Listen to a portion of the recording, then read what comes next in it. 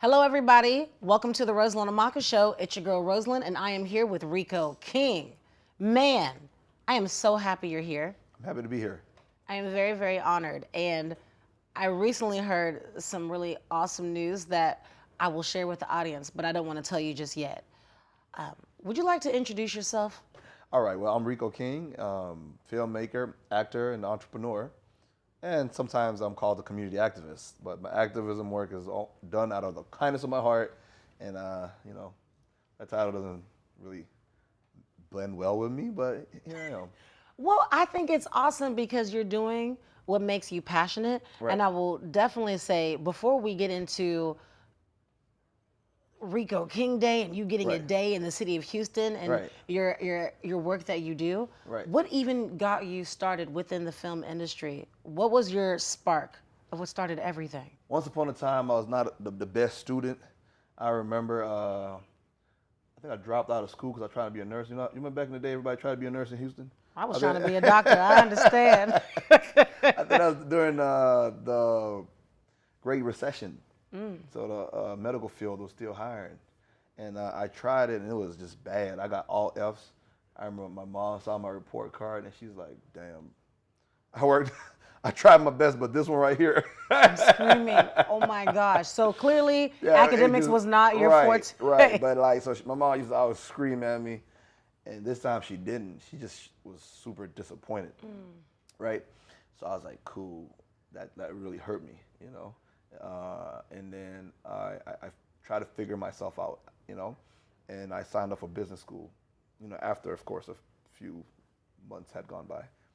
Year. Hey, at least it wasn't years, it was months. Right. Well, I'd say a year and a half or a year. Anyway, so I signed up to business school. My first semester, I had all A's. I made the dean's list. Hey, And I was like, yo, business is more of where this you is need where to be I'm at. I like numbers and statistics. Things that people don't like, I kind of enjoy, which is weird, right? But then I found myself being a little more distracted. So I told myself, man, let me stay in school more. So what's the best way of staying in school? I saw a play, a flyer, try out for this play, like audition for this play. I said, cool, I try. So the first day I walked into the audition, I remember I felt so weird because it was people that like are not nothing like me. Like I had like a 6XL t-shirt on and size 40 pants. They were kind of nerdy in comparison. Yeah, they were nerds. I'm talking about nerdy. Like these guys, not even the library nerds. These are like, you know what I'm talking about? So they. Let's go in, shall we? Right. I'm just playing. Right. So I walk in and I'm like, damn, this is crazy. So I see a black dude walk in. I was like, okay, cool. At least he's black. And then he started talking. He's like more like whiter than the white folk. So I was like, damn. Okay, Carlton. I am alone. So and then so we start reading. I remember reading and like sometimes I have a little stutter, and when I read, I stutter a lot, and I just felt so out of place, so out of place. And the black dude was like the best reader in the room. Anyways, long story short, I made the play. I was so shocked. Like, why did this guy pick me? Like, there's no reason for him to pick me. Anyway, so I made the play, and he gave me 3 different characters. Oh. Yeah. It was a farmer, a country dude. So there's a difference between a southerner and a country guy. Oh. That's what I was learning, the accents. Yes. Like, you could be from the country and still be from New York State. Yeah, that makes sense. That but makes a sense. southerner is from the south, Yes. Yeah, and then I was also a hotel clerk, right? So we went, I remember we went to Weatherford, Texas for our first play festival. Wait, I'm sorry to interrupt you, but I'm so curious. Why did he select you? Did he tell you? No. No, he didn't. I'm so curious. Maybe you fit the part. I just don't know why. I had no idea. Like, I honestly should ask him. I hope he's still at HCC, the director and the producer of the show. And I should ask him, why the hell did you select me? Because look at me now, I'm in an interview with, Roselyn over here, like fancy cameras and stuff, you know what I'm talking about, So, I'm in Canada shooting movies and stuff because of you. So we went to Weatherford, Texas. I remember, like, it was just not my crowd. Like, I was like a very baggy clothes, rapping type, very, I was really in the Southwest. Like, Yeah. for real, every day on the block type of guy. Like, I know you can't see it, but yeah. You look clean cut, you look nice, Right, but I right. know what I you had mean. the braids back then too. I had braids. That was a look back in the day. You know what I mean? Just So, saying. I mean, it wasn't that back in the day. It was like 2011, 12. So, Oh, like, yeah. I was just holding on to that type of look from the mid 2000s, right? Yeah. So we went to Westwood, Texas. I remember waking up that morning. After the play had, after we performed, I remember going to the judges' room and the judges talked to me. I was like, why are you guys talking to me? Like, there's much better actors for you guys to talk to, And I remember they told me about my eyes. Like, you were so intense when you were I played a Civil War hero too. And they kept commenting on that. And I just took nothing of it. So I remember I didn't even get ready for the award show. There's peak actors in my team that were fully dressed, ready to win their award. I didn't even get dressed. Like, I was just like, I put on my 7XL brown t-shirt. You weren't expecting anything? I wasn't expecting nothing. And then when they called them names and they called my name as one of the best actors. So I won an award. Hey! So I was shocked. I remember hearing my name and I looked at my crew and the cast. I'm like, and they're like, yeah, you, go. Yes. And I walked on the stage and next thing you know, I won an acting award. So Congrats. I felt like, wow, this is my first play and I won an acting award. I must be Will Smith. I love it. I love it. And that's really good too, because in that moment, did you also think about your mom for a second? I forgot about her for a little bit. Oh my gosh. Okay, Mama, you didn't hear that. Okay, you didn't hear that? Nah, she was really proud, But like that's a really cool moment. Right. I was just like, I couldn't believe it, and I actually asked them, the producer and director of the play, why did I win? Yes. And he just said, I don't have an answer for you yet, But yeah, I won an acting award. They see it in you. Yeah, so I won an acting award. I couldn't believe it. Anyway, so I go back to Houston. So I'm like, listen, I won an acting award, my first play. I'm about to be Will Smith in 2 years, 3 years. You'd see me in a big screen. Yeah. I'm going to be there, Hollywood. I'm knocking down doors. I believe, I will just say, even sitting with you right now, your energy, like I feel the energy. And I meet so many different people. Right. All the time. Anyone that knows me knows I meet everyone, and I definitely feel that energy and presence from you. I just want to say. Oh, good. Thank you. Yeah, I just want to say that. So I'm not really surprised by it. And I am curious. So like, because you went from the plays, and then you practically like in the transition Right. with like. So, long story short, sorry if I'm long-winded. No, you're good. I came back to Houston. I was looking for things to act in. So everywhere I go, everybody's like, no, all doors. No agent wanted to work with me. No producer was looking. They're all looking at me crazy, So I was like, damn, like this is harder than I thought. What was some of the feedback that you got of why? Like I just remember the ensemble theater just looked at me like I'm crazy. Like, who are you? Like, why are you trying to act?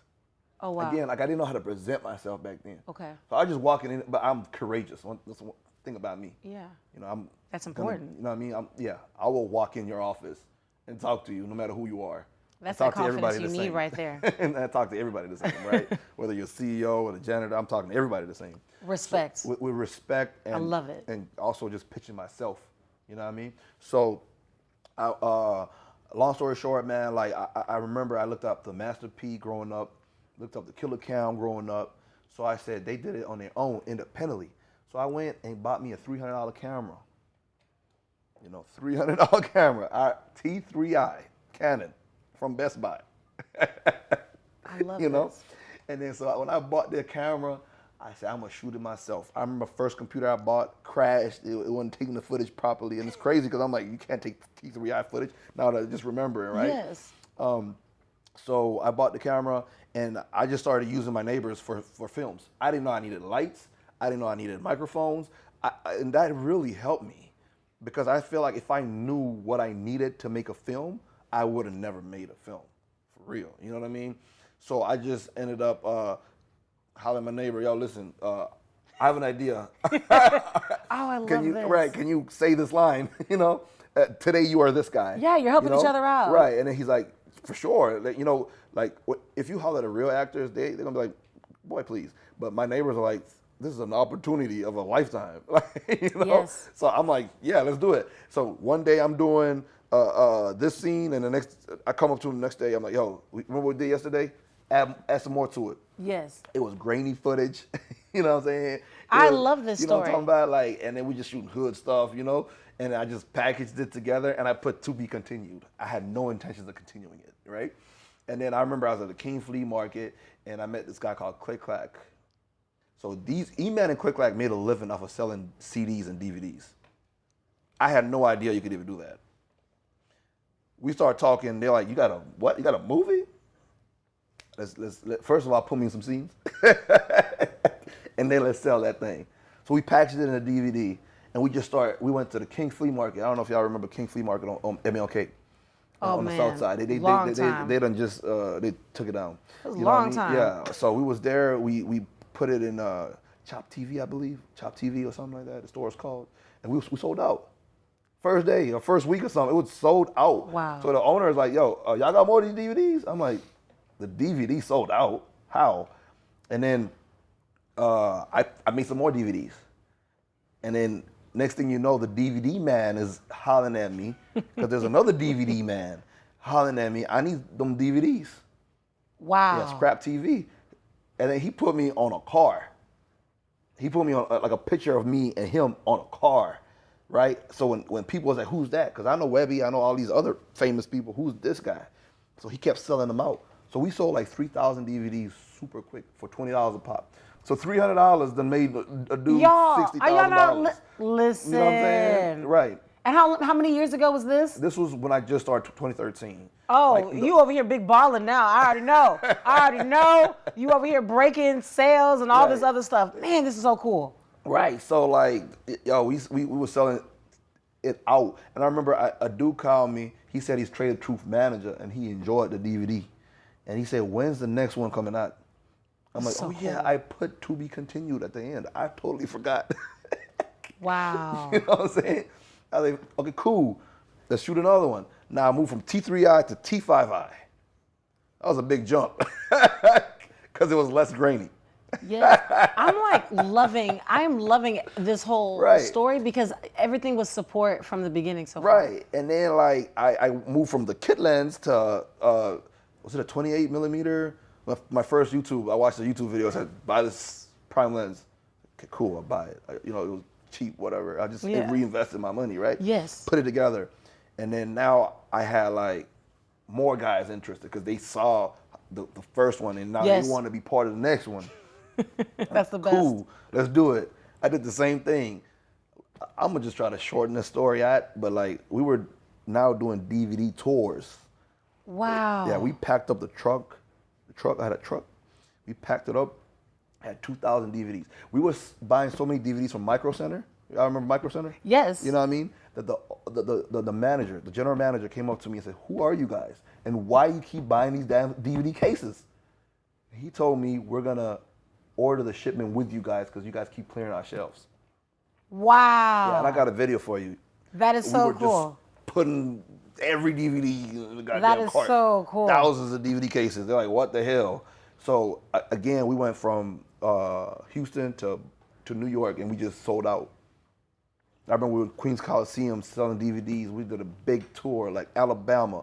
Like, you know, So you went on the whole United States tour? Right. Look what Eastern part. That's still a lot of ground to cover. Right. That's a lot of people. 2,000-mile tour. Millions and millions. Millions of people stopping at gas stations because we're not shy. You know, at first I was kind of shy to hit up randoms, but you know, I told you like we were outside of clubs. Yes. People getting drunk. You walking out with the girl. Yes. You can't just say no to no $20.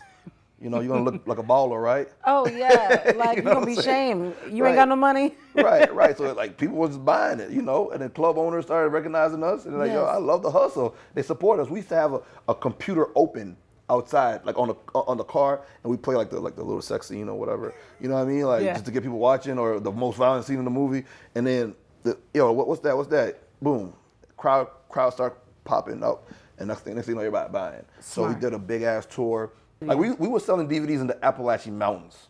What? Like you've never been there, trust me. like in Virginia, Western Virginia. And the mountains. Now that's a whole different type of hustle. The country, the most poverty-stricken, most like trailer park people were still supporting us. I'm telling you right now, guys, there's no excuse. There's no Right? excuse. Yeah, so we was hitting them up. Anyway, so Hugo came. Out there, he had family in New York too. His uncle was Biggie Small's bodyguard actually. So Wow. you leverage these relationships. You feel me? And then when I got back to Houston, that's when I signed my first movie deal What was that movie? for G Code. Because Al Rucker, his name was Al Rucker, he heard about the DVD sales. I remember I was so nervous. He told me, come give me a pitch presentation. I was pitching the DVD, and he's like, bro, I stopped listening like 10 minutes in. I was sold already. Wow. I just want to see the numbers. That's it. And I was like, cool. But with that deal, though, it did slow down a little bit of the work, because now you're working with so many moving parts. The more moving parts, the harder it is to make a movie. How many films have you done total? A lot If you that had don't to appear guess. in my IMDb. I think about 15 to 20. Wow. 15 to 20. I'm talking about short films and It's still a lot of work for each film. I'm wondering, what are your favorite movies that you've worked on? Your favorite films? My favorite film for sure is Tears in the Bayou. Okay. The documentary I shot. That's by far my favorite film because I can never redo the Tears in the Bayou. Okay, this is a part of my life where I was like in the community every day. I was genuinely living in the community, like for real, interacting with everybody in that documentary. I interviewed for real, like so. People ask me, "How did you meet this guy that got shot 11 times?" I'm like, I've been knowing that guy for about 5 years. You know what I'm saying? So I can never redo that. Like it's hard for me now to go to any community because it's hard for me to relate. I've been so removed from the community. You know what I mean? Not only that, just the pain in there. I covered my homeboy Jay Skill's funeral. I worked with like a lot of my friends passed, and like one of my best friends, Don J the Hater. Don Jake died, and he's a big part of that. He hooked me up so many interview subjects, and like a lot of my friends that are not here were part of the project or part of the advisory. So I can never have that back, and that's the deepest stuff for me.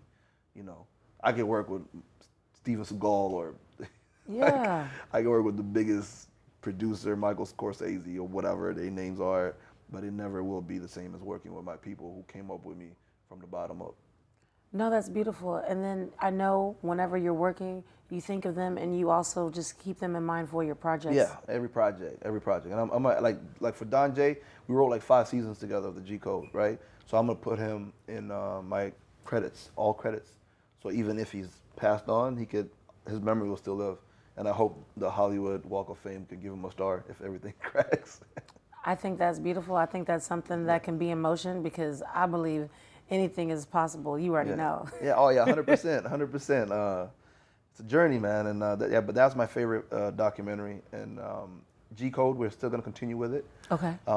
Again, like as soon as the microphones and the lighting and the professional cameras come in, and 3 cameramen just for one scene, things slow down. But in the honor of my friends who are not here, I have to complete it. I respect that. Yeah. It's going to get done, and it's going to be 100%. excellent. 100%. Excellent. Yeah. And We went from DVDs, by the way, to theater rentals.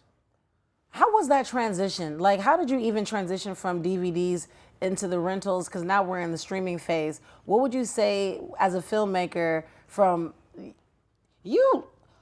You went through a lot of transitions. Like you were hustling. Right. I mean, y'all in the mountains, y'all are in the hood, y'all are probably at strip Bar in clubs, Texas and all everywhere, type of shit, yeah. grocery stores, gas stations, everywhere. Everywhere there's people. Yes, and then you're now also. I mean, think about it. You're technically competing against what is it, Blockbuster? So we didn't even think of Blockbuster. that. They have Blockbuster, but you know. This is also advice for anybody that wants to be an entrepreneur. We never thought about the competition. We thought about the fans. We thought about our clients, our supporters. Yeah. And how can we make our supporters happier? How can we make their lives easier? How can we make that truck driver going home enjoy his beer? I will definitely say it helps. That was very important what you said, because when you think about your client or you think about the end user, you're feeding them exactly what they're asking for. And you've pivoted and you've adjusted based off of... Right. We're not going to compete with no Netflix and Blockbuster and all these guys got millions and billions at their disposal and the smartest people in the world. Like, we just thinking about how do I multiply my guys in the community. I go to Byron, Texas, and they see me. I'm the producer they see, you know. Yes. They might not see Tyler Perry or whoever else, you know. They seeing me, you know, from Houston driving to Byron, Texas. They gonna support me. Yeah. On every DVD. That's true. And they it's know easy you. to get a $2,000 people town. Yeah. To keep up with you. It's easier. So it's easier, yeah. Yeah, and they can relate to Right. you. They can see you. They can shake your hand. Right. So strategies like that. So I'm not worried about my competition. I'm worried about how to get little towns like that. How do I go to Shreveport, Louisiana, and just do my thing? And then how do I go to Lake Charles, do my thing, and then make sure they come to Rico King for the next movie. I feel like they will because, you know, let's go back to the celebration of what we recently experienced for you with Rico King Day in the city of Houston. Right. Because you've been so active within the community work. You want to talk about that? Because people love you. The people love you. They trust you. You are a voice. Wow. So it's hard for me to talk about community stuff. You know, sometimes I forget that I'm a community activist. Because you're in the ground working. You're not doing it for clout. Right. I'm not doing it for clout. Like, if I do something, it's because I love the community. I love people. Like, really, the world is just about people. It's not about anything else. You know what I mean? So it's really crazy because when I think about your community work and your involvement, it's kind of like, what is the biggest thing that you would say that people in the community love you for? Because I know that you're bringing exposure into new areas and issues and topics that maybe people don't want to talk about, and you putting it on camera is beautiful, but it's to the point where many people do this, but people don't get a day in the city. Especially a city as large as Houston, one of the biggest cities in the nation. I think I'm just genuine, you know. When I interview moms who sit down in their living room, welcome me in their home, tell me about their son, whose room is just right there, who's missing. I'm not just using their pain for my own clout. You know, I become like family. Like this Thanksgiving, I'm hitting up my old interview subjects, you know. They're not interview subjects, they're like family to me. Yeah. You know, we connect on Facebook, I message them, talk to them. I call them and wish them Happy Mother's Day. Some moms don't have their kids no more because they got murdered and taken at an early time, you know. So that's the type of person I am. And I don't do that because I feel like the world's gonna see it. And, you know, I show a little bit trinkets here and there, but I'm just more just a person that loves humans and just want to make the world a better place.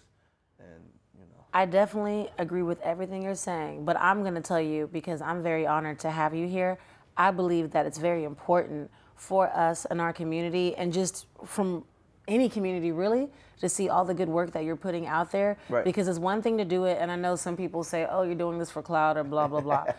Everyone talks, and all these people talking don't do anything. And the fact, seriously, they don't do anything. So if you're gonna complain about someone, like, you have to, are you doing more? But typically. Well, we have to show what's going on in the community. Yes, because if you think about it, not only what makes what you're doing beautiful, there are other people that I know that are doing it, but you putting it on camera and you putting it on film, it's powerful. And then us showcasing it and sharing it with the world, it inspires other people to plant more seeds, and we can spread more light. You know, the videos that were shot of Martin Luther King, and when he was attacked by, you know, those vicious crowds, they're the reason for change. Because people didn't know what was happening in the South until the world could see it on their television screens. The United Nations looking at the United States like, so you're telling us about peace, and this is happening in your country? This type of unlawlessness, you know? It's like selective anger. Right. You know, like, think about what happened with Freddie Gray. We shot a documentary on Freddie Gray. That was a pretty good one too. And George Floyd, our fellow Houstonian. If that wasn't caught on camera, what kind of change would have been made? I can honestly tell you, like, what I saw on that camera inspired our company. Oh, wow. Yeah. Exactly. I will say putting everything on camera is very important. Right now I'm working on a project in Toronto about the impact gun violence has, and we do compare, like, kids who grow up in communities where they don't see tomorrow, and kids who grow up in a community where they go to private schools and jobs are ready for them. You know what I'm Dramatically different.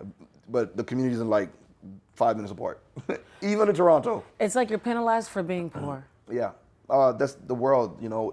I mean, a lot about race, but a lot of it is economics.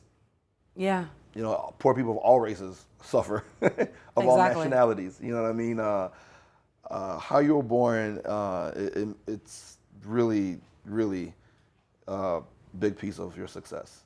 You know, That's true. just think about it. We could have been born in Palestine. Yeah, that's something that I think about a lot. I think about other Yeah. nations as well, and When I look at those videos, We're very I'm like, blessed. the people suffering those videos, they literally did nothing. They were just born there. yes, You know what I'm saying? I think sometimes our comfort will blind us, and then also it will hinder us and it will trap us. Right. Because when you think about so many people right now, even though we're so called free and we're blessed within these luxuries that we have, that other people, they would pray to come over here. They will jump on a little boat, all 100 of them, Yes. hold each other all the way Yes. for 2 months to get over here, if they could. Absolutely. Absolutely. Yeah. And I will tell you right now, mindset for a lot of people in education and even what you're helping with, that's really going to help like plant so many different seeds because these kids just need exposure. And I didn't never wanted to get into documentaries, but now that I'm in it, I want to shoot much, much more, you know, and expand the borders, you know, go to India, you know, go to like Central America, South America, you know, Africa, you know, see the world and just show people what other people are going through. Documentaries are amazing. I didn't even think of it. I think it's beautiful, and I think that I can see amazing documentaries coming from you in the future in all these different countries. Oh yeah. It's going to be amazing. Right. And, right now it's about to sign up, probably about to, you know, work with a pretty big network out there in Canada. You know, Hey. yeah, I'm talking to a few of their execs and it looks pretty good. So we'll keep our fingers crossed. Multi-movie deal coming soon, you know. It's going to happen. Straight from a $300 camera. It's definitely going to happen. You actually even have me thinking too, because with all the community building and then like when we think about like us all watching you and following you in this journey, I know that you have plans. Oh, my plans are huge. You have really big plans that will impact generations to come. 100%. That's the goal. The goal is to be a legend. You know, it's weird. Like, Let's talk about it. Our motto was legends live forever. Yeah. You know what I mean? And it's really kind of happening before our eyes. You know what I mean? It's beautiful. Yeah. What are you building? Building where? Oh goodness, I'm that is building very a lot true. everywhere. That is true, but I'm really You thinking about King City or I'm thinking about the city. yeah, King City? Because of all these projects going on abroad internationally, and then what you want to do when it comes down to education Yeah. and the youth, I think it's amazing. And people need to know about it and if they want to be a part. When I was shooting documentaries, I just dig deeper into the topics. And I'm like, how do we fix our world? You know, like, is it money? Is it like, what is it? And I found what I think is the best fix, which is education. You know, it's one thing to give somebody a fish, it's another thing to teach them how to fish. You know, if I can help you become a doctor, if I can help a child who's orphaned by HIV and AIDS, or who just lost their parents in a car crash or whatever, if I can help them become educated, become a doctor, they can help hundreds and thousands of people.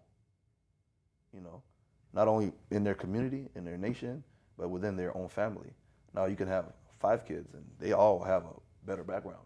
You know, it's so much to just always complain about shit. It's about time we start helping people become somebody. Yes. And that's the, you know, plan with King City was to build an orphanage first, but orphanage turned to school, like from a middle school, you know, high school, take these kids, teach them, kids who don't have, kids who might, whose whole lives would have been probably like makeshift Uber driver, African Uber driver with the little, Little you know, bikes, yellow and bikes. stuff. You know what I mean? Like he probably or become a maid or something. Nah, I want them not to become a maid. I want them to become an accountant at a big firm. Yeah. I want Apple to come open a headquarters there, and they have the, you know, the skills, people with skills to work in those headquarters. You feel me? So that's how the plant expanded to building schools, parks, sports facilities, residential areas, commercial areas. Transform your investment portfolio with a touch of Hollywood glamour. Our unique investment opportunity offers a swift 10% return on your investment in just a short 3 to 6 months. Gain exclusive insights into the film industry from premieres to the private set visits. With the minimum risk and maximum control, a minimum investment opens the door to executive producers credits in major films. And when I say major, I mean major. All of the A-list stars. Enjoy VIP invitations and network with the cinema's elite. Act now. This exclusive club awaits your entry where finance meets fame. Let your journey begin.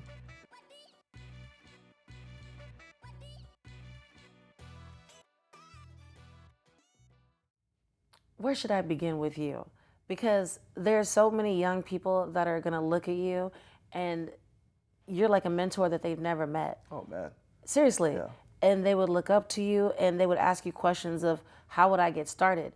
And I love even hearing what you spoke about when it's like, you know what, you saved up your money, you saved up the money that you had. Well, $300 wasn't much. But you don't understand. The reason why you say it's not a lot, there's so many people that will not take the time to invest in themselves, and that's what you did.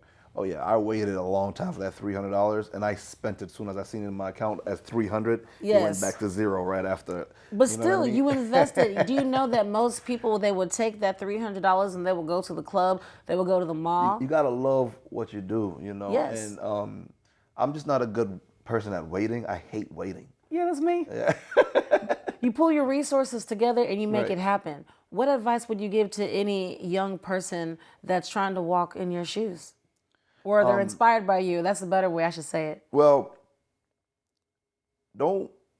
I don't know. Some people say fake it till you make it, but I don't believe in that. Like, don't try to be who you're not. Start like how we start from crawling to walking to running to jumping and dunking a basketball. Yeah. You know what I'm saying? Start. Just don't. Just go ahead. Shut up and shoot. There's a thing in film. Shut up and shoot. Just start it. Just do it.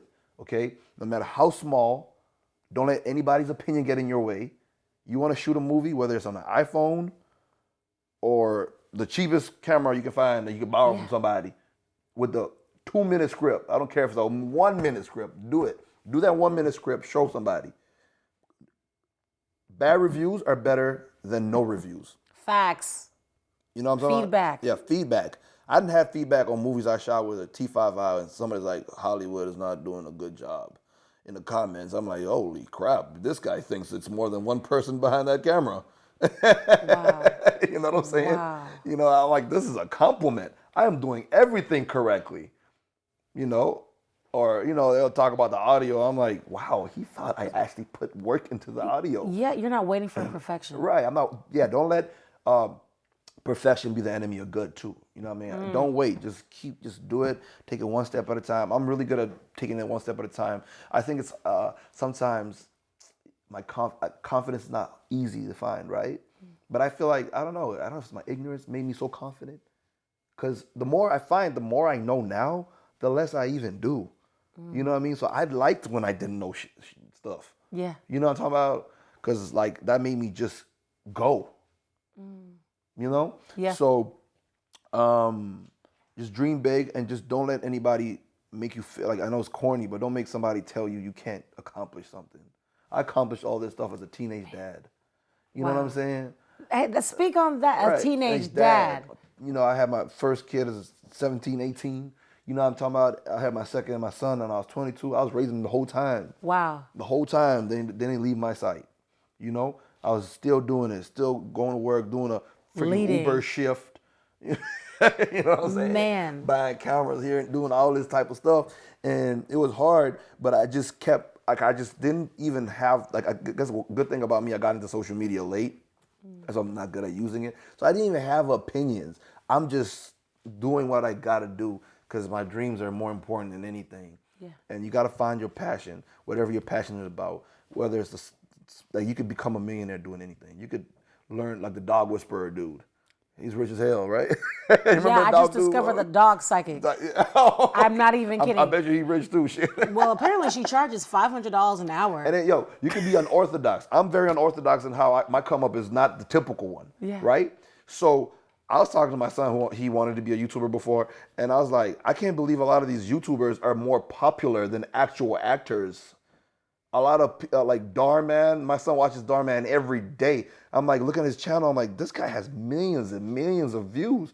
Darman is more popular with the kids than the big timers in Hollywood. Yeah. So don't go you don't have to go the traditional route.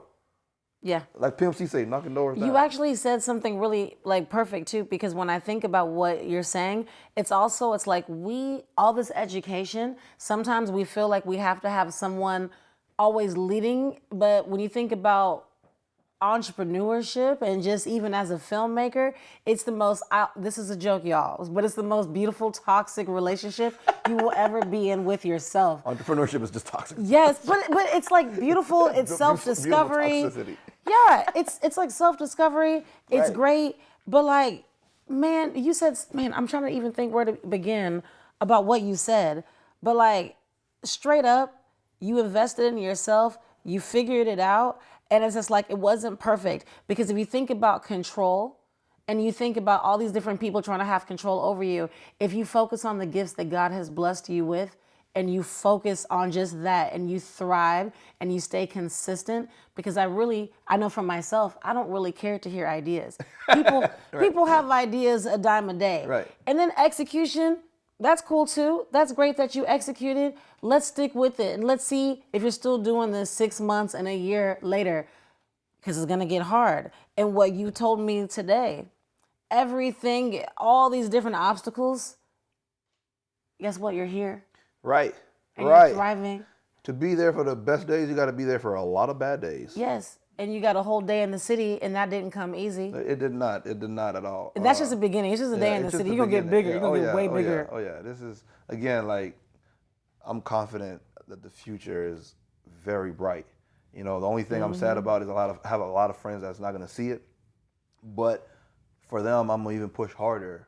You know, we're going to go to phenomenal places. Just imagine if I could create this, I've got conglomerates of companies now. I got like a few LLCs, you know, that are doing really well. Listen. I'm international, I'm everywhere, you know, off that $300 camera. I love it. You know? I hope this is giving you guys some hope. Like, I'm in Canada, right? I meet all these professional actors who really try to get in the game. They audition for these roles, $300 a day, $500 a day. I shot a movie with a $300 camera. I act in it too, by the way. So I had to put the camera in front of me like this, you know, just acting and stuff, you know. You know, yeah, for real. I got a picture too. I'm like, shit. I took the picture with the other camera that I set up. You got to text it to me. I want to see. 100%. I got you. With my do-rag on. You know what I mean? Like, my son crying in another room, daughter going crazy, and I'm gonna act. And if they cry, I'll wait for 1 second. The 10 seconds I got, that's the scene right there. Anyways, wow, I even lost my point. The struggle. Right, but that movie made me hundreds of thousands of dollars. Wow. You know what I mean? Like, in one sitting, we went to Byron, Texas, sold 60 DVDs for $20 a pop. So that's like $1,200.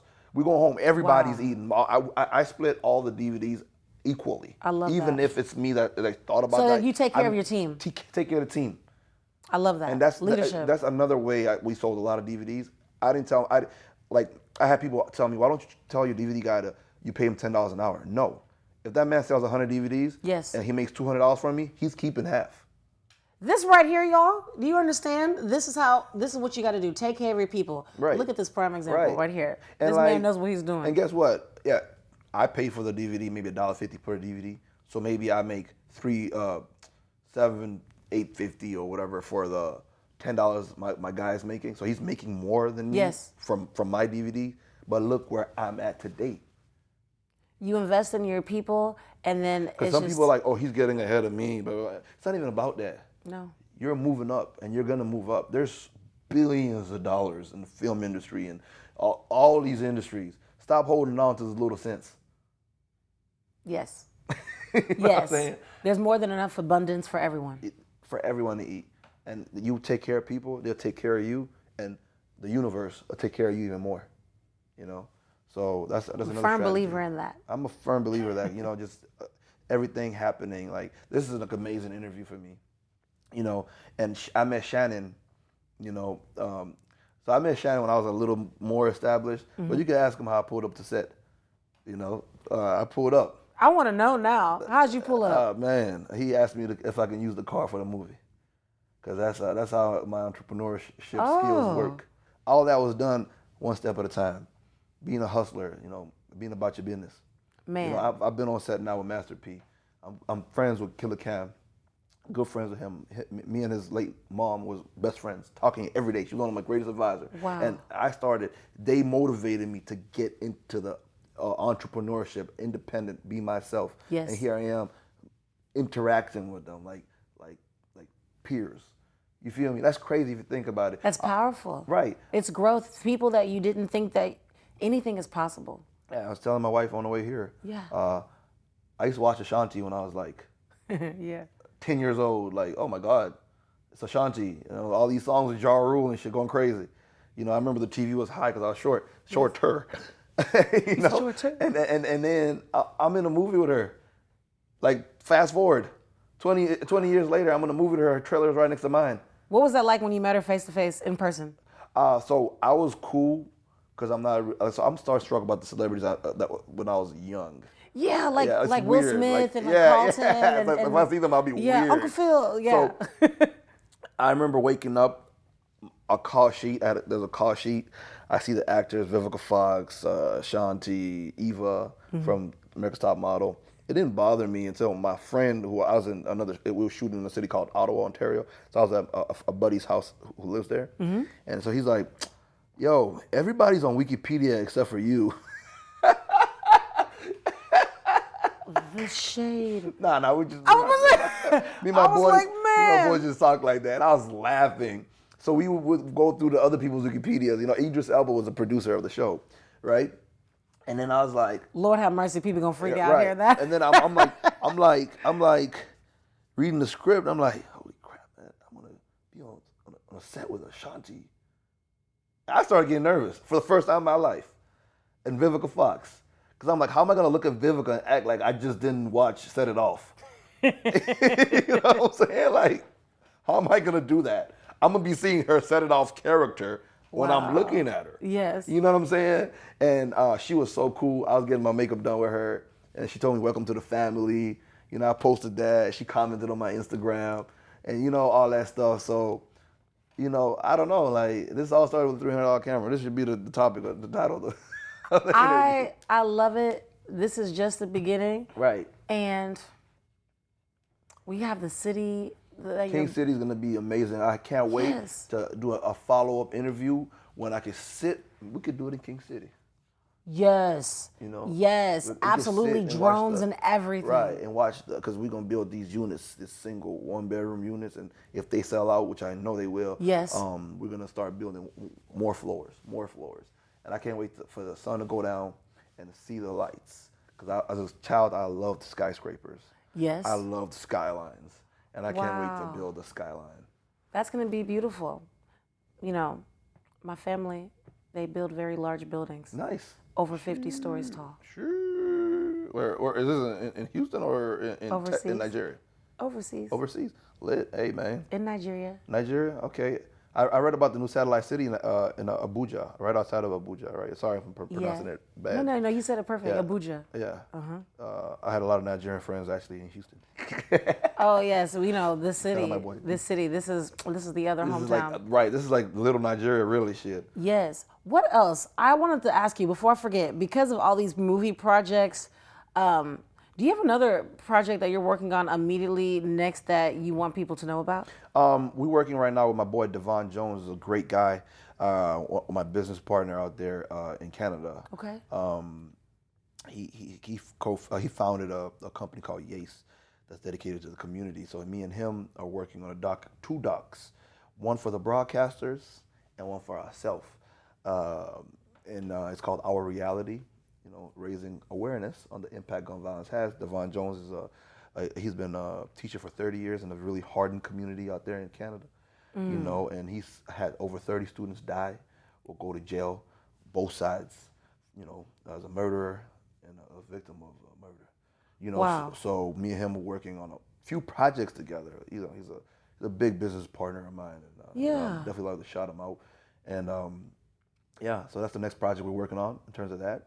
And then, so we're like, look, we're all about the legends and creating legends out of everybody. And not only ourselves, like me and you. There's Latasha. She got killed in L.A. and they sparked the L.A. riots. You know, she's a 15-year-old girl. The lady thought she was stealing a drink.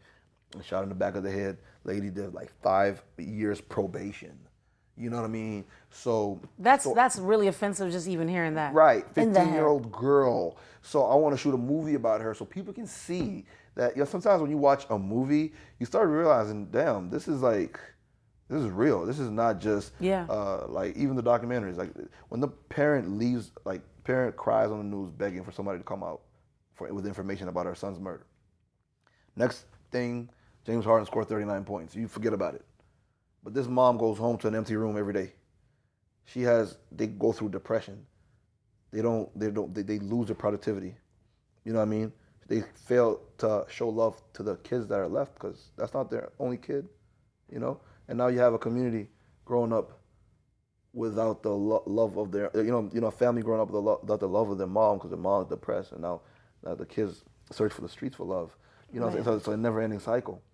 The cycle is a domino effect. How my $300 domino affected to millions of dollars is it could go the opposite way. You know, the pain domino effects into like so much more pain and anguish. Wow. And we have to show this pain so we can make a difference now. You know? It's powerful.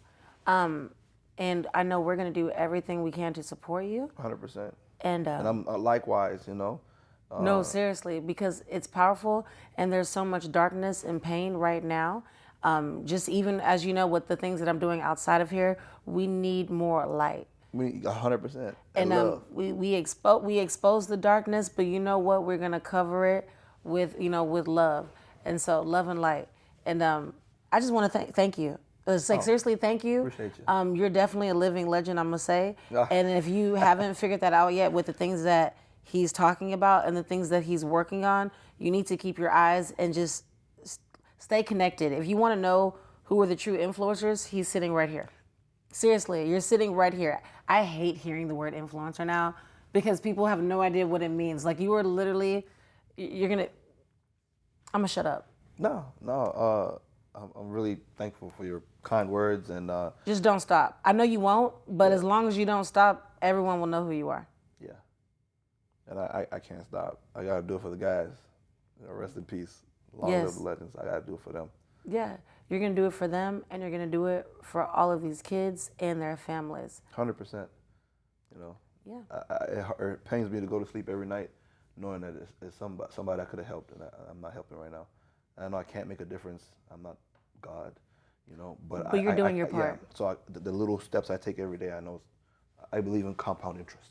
Your compound interest is paying off, and I can't wait to see more of it.